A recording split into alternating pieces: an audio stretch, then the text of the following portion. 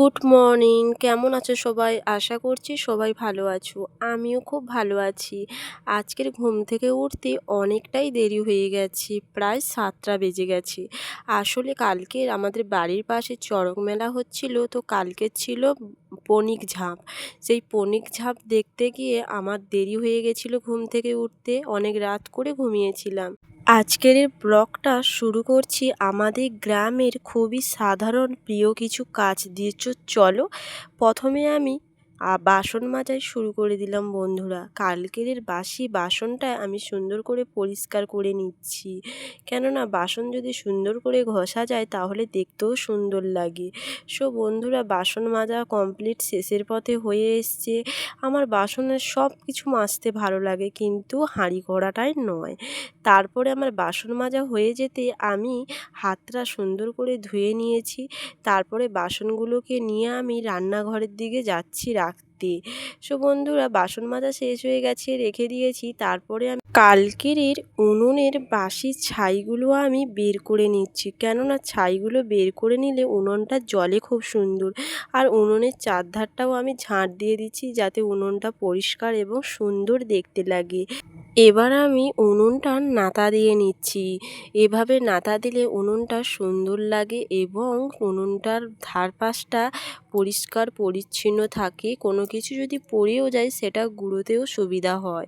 So উনুনটা, বাসি উনুন নাকি রাখতে নেই। আগে করার দিনে মানুষ বলতো যে রান্নার পর বাসি উনুন রাখতে নেই, তাই জন্য এরপর আমি উঠোনটা ঝাঁট দিয়ে নিলাম, কেননা বাসি উঠোন রাখতে নেই। রাতে অনেক কিছু যাতায়াত করে, বাড়ির গুরুজনরা বলে যে রাত্রে নাকি ভূত প্রেত জীবজন্তু দেবতা, মানে বলা যায় না না কারা কারা যায় আসে, যার জন্য বাসি উঠোন ঝাঁট দিয়ে দিতে হয়, তাহলে সংসারের মঙ্গল হয়।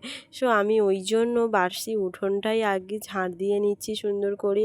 আমাদের এইটাই উঠোন, খুব বড় উঠোন নেই, কেন আমাদের ঘরগুলো গায়ে গায়ে। সো আমার উঠোন ঝাঁট দেওয়া কমপ্লিট হয়ে যাওয়ার পরে এবার আমি ব্রাশ করে নিচ্ছি। আর এই দেখো, ব্রাশ করতে করতে আমার সামনে কে এসেছে না, মিনি। এই মিনি সব সময় আমার পেছনেই থাকে। এটা কিন্তু আমাদের বেড়াল নয়, এটা কিন্তু আমাদের পাশের বাড়ির একজনদের বেড়াল। সবসময় আমার ধারে কাছেই থাকে। তো ওকে আমি ধরতে গেছিলাম, ও তো ছুটে চলে গেছে। তারপরে আমি সুন্দর করে মুখটা ধুয়ে নিচ্ছি ব্রাশ করার পরে। ব্রাশ করা শেষ হয়ে গেছে, এবার আমি স্নানের জন্য জল আনতে যাচ্ছি, কেননা আমি একেবারে বাসি গায়ে থাকতে পারি না। আমাকে সকাল সকালই স্নান করে নিতে হয়। আর গ্রামের দিকে নিয়ম, বাড়ির বউদের মেয়েদের সকাল সকাল স্নান করে নিয়ে তবে রান্নার দিকে যেতে হয়। তাই আমিও সকাল সকাল স্নান করব, কিন্তু তারপর আগে দেখি যে আমার বাবা বাজার থেকে মাছ নিয়ে এসছে। এটা হচ্ছে পাঙাশ মাছ, পুকুরের পাঙাশ মাছ। এই টাটকা মাছটা নিয়ে এসে দিয়েছে। আমি ভাবলাম ওটা আগে কেটে দিই, না তো এর ভেতরের নাড়ি ভুড়িগুলো পচে গেলে খেতে ভালো লাগবে না।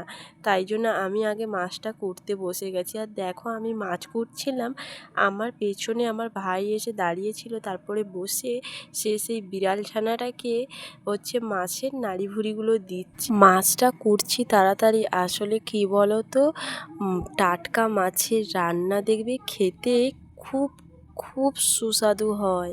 আর আমাদের এখানে তো নদীর মাছটাই আমরা বেশি পাই, কেননা আমাদের পুকুর কম।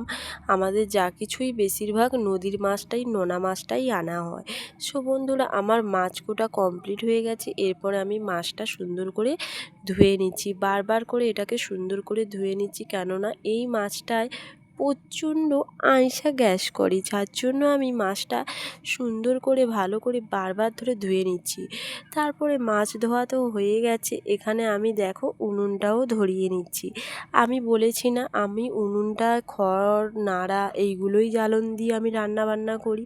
উনুনে রান্না করতে খুব একটা ভালো না রাখলেও উনুনে রান্না করতে হয়, কেননা আমাদের গ্যাস নেই।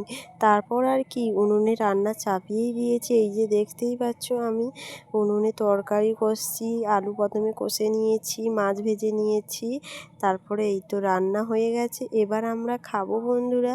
সো আমি ভিডিওর ব্লগটা এখানেই শেষ করছি। তোমরা ভালো থেকো, সুখে থেকো সবাই।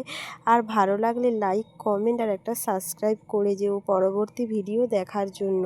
আর তোমাদের সাথে সত্যি বলতে আমি প্রত্যেক দিনের আমার রুজি রুটিনগুলো শেয়ার করতে খুবই ভালো লাগে, কেননা তোমরা আমার পরিবার হয়ে দাঁড়িয়েছো, তাই তোমাদের সাথে আমি সমস্ত কিছুই শেয়ার করি। সো বন্ধুরা, বাই বাই।